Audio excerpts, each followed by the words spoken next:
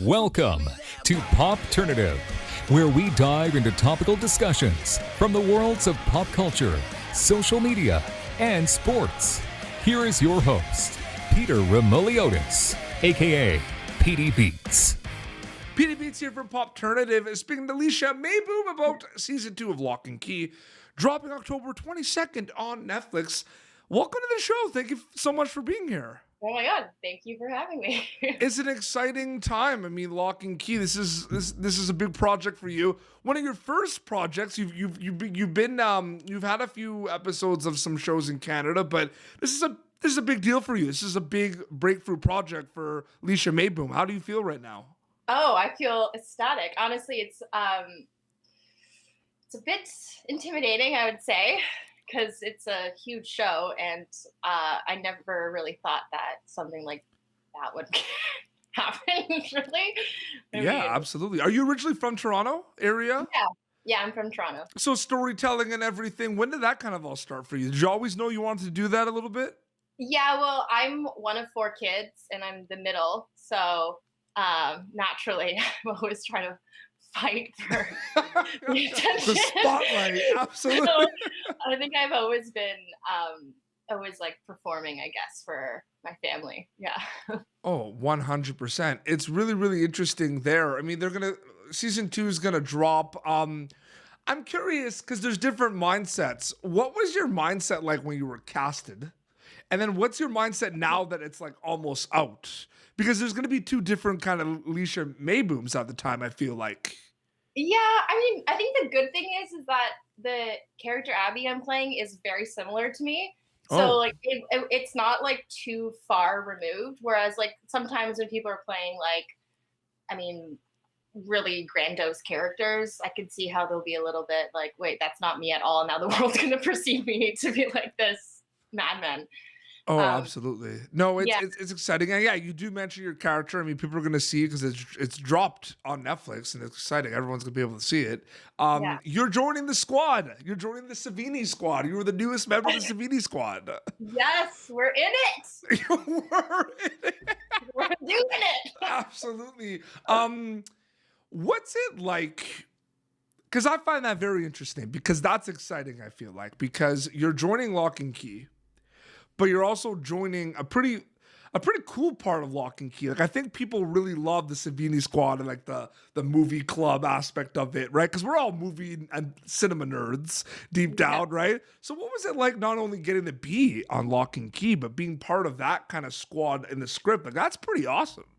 Yeah, it is. Again, like it's not too far removed from my own life because I went to an art school. Yep. So, and I majored in film studies. So like, it's not that far off from something that's familiar.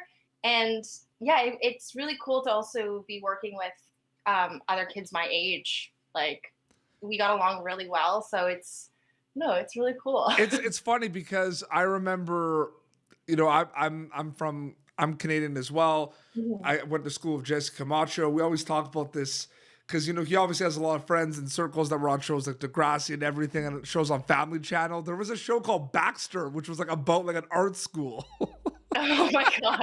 I think I kind of remember that. Yeah. I always think of that when you said art school and I just sunk in like Oh Baxter. my God. It just like opened like a whole other box. Yeah. It's pretty cool because, you know, you're a Canadian actor, you're a Canadian storyteller. The show shoots in Toronto. Netflix is just a powerhouse globally. They're opening up a office in Canada for Netflix. What does this mean to you as a Canadian being on a show with that's on such a powerhouse network like Netflix? Like, what is that like for you? Oh my God, it's kind of crazy because I think Toronto is kind of not rep so much with like our film industry unless you're like working in it, but there's so much work here and so much talent and amazing crews and actors and directors. So it's really, really cool to see Toronto become a hub for that and a really intense and hardworking community. Absolutely. I'm really curious, especially considering this was You know, no matter whether you're working for like 20 years or 2 years, there's always going to be learning experiences on projects because it's different people, different scripts, different stories and everything. So I'm curious, for this being kind of one of your first kind of big projects, what were the learning experiences like for you on this show, specifically working Oh on my it? God, there's a lot. I guess one of them would be know where the craft truck is. Okay. I was not expecting you to bring up the food so like at the first learning experience, but I guess that is important. I'm just joking. I'm just teasing. Are you Um, teasing? It's important. Girls gonna eat. I don't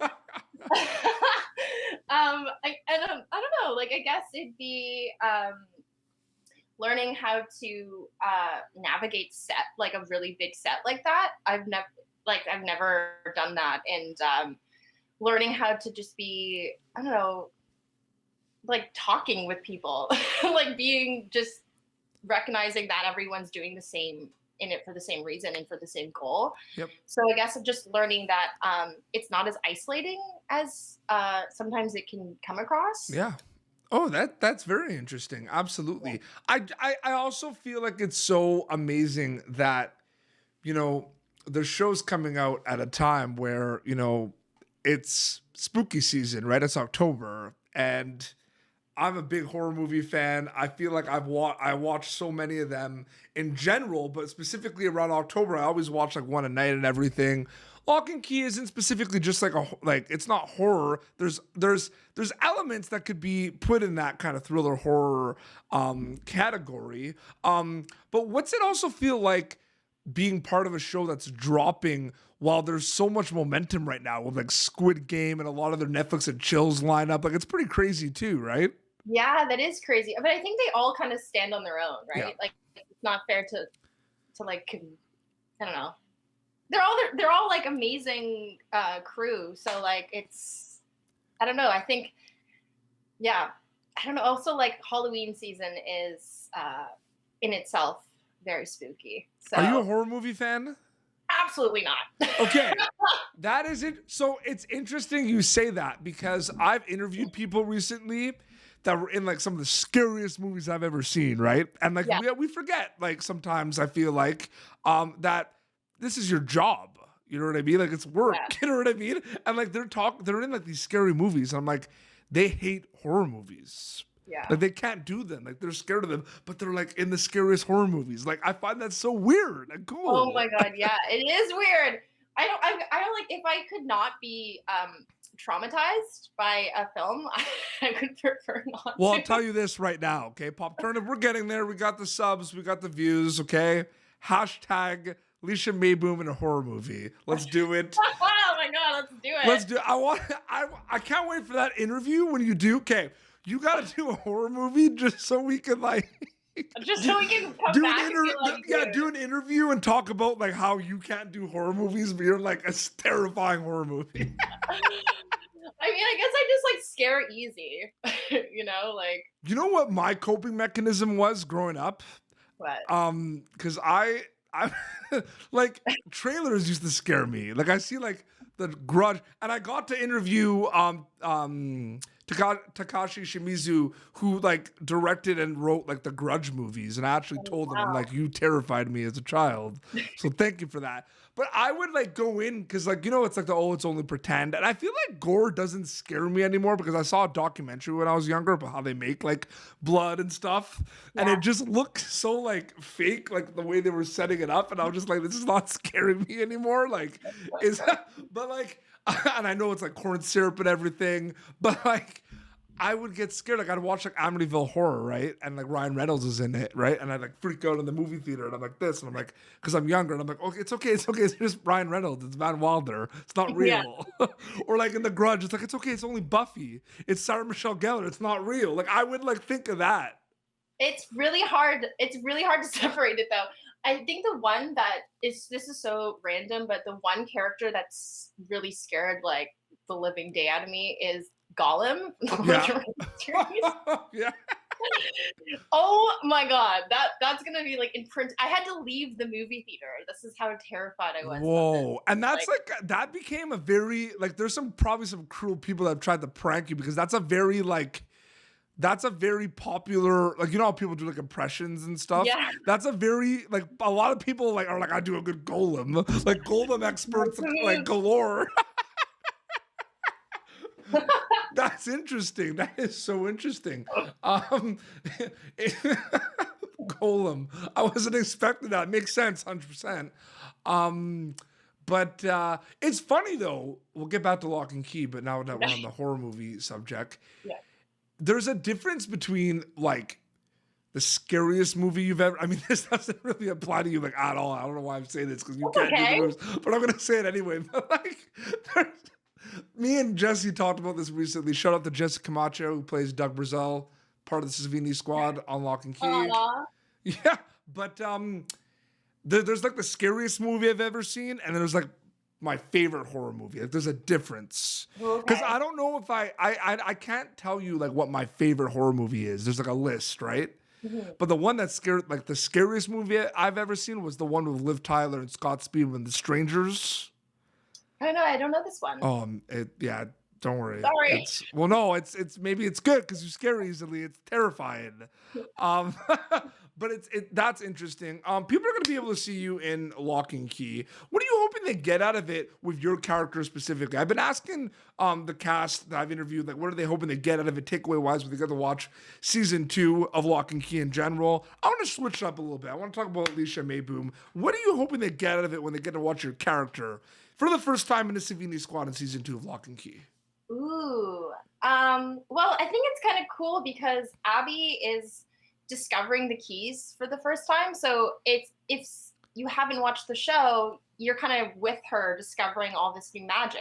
Interesting. So I think if anything, it's like I'm like kind of the viewer as well, because I'm like, wait, I just joined this new school and all of a sudden there's like demons that we're fighting. So so I don't know. It's kind of like a comparison with that. Has it hit you that it's like almost out? Honestly, no, not because I don't know. Like, I have no idea. I mean, I see the trailers and stuff and I'm like, whoa, this is so cool. Because it was a year ago where we shot. So like, I don't even remember like what happened. So that's like, always weird too, right? Like you go in and you do it and then it's like, oh yeah, it's out. Oh yeah, I did that. Oh yeah, there's that scene. Yeah, and then it gets edited and then like there's sound and there's like special effects and all that stuff. And it's just so like, whoa, this is really a whole pie. Absolutely. No, for sure. I wanted to thank you so much for coming on Popternative. I really, really appreciate it, Leishe. Thank you. Thank you for having me. So yeah, they're going to be able to see your character October 22nd on Netflix, Locke and Key. Where can people follow you on social media to keep up to date with everything? You can follow me. My handle is Lord_Leishe on Instagram. That's my only social media. Amazing. Well, this has been Popternative, youtube.com/Popternative for previous episodes. Until next time, this is Leishe Meyboom, who you're going to be able to catch as a newest member of Savini Squad, October 22nd on Netflix and Locke and Key Season 2. And Petey Beats, signing off. Thank you for tuning in to Popternative. Make sure to check out our past episodes of Popternative on YouTube. Be sure to like Popternative on Facebook and follow us on Twitter. This has been an Autograph Communications production.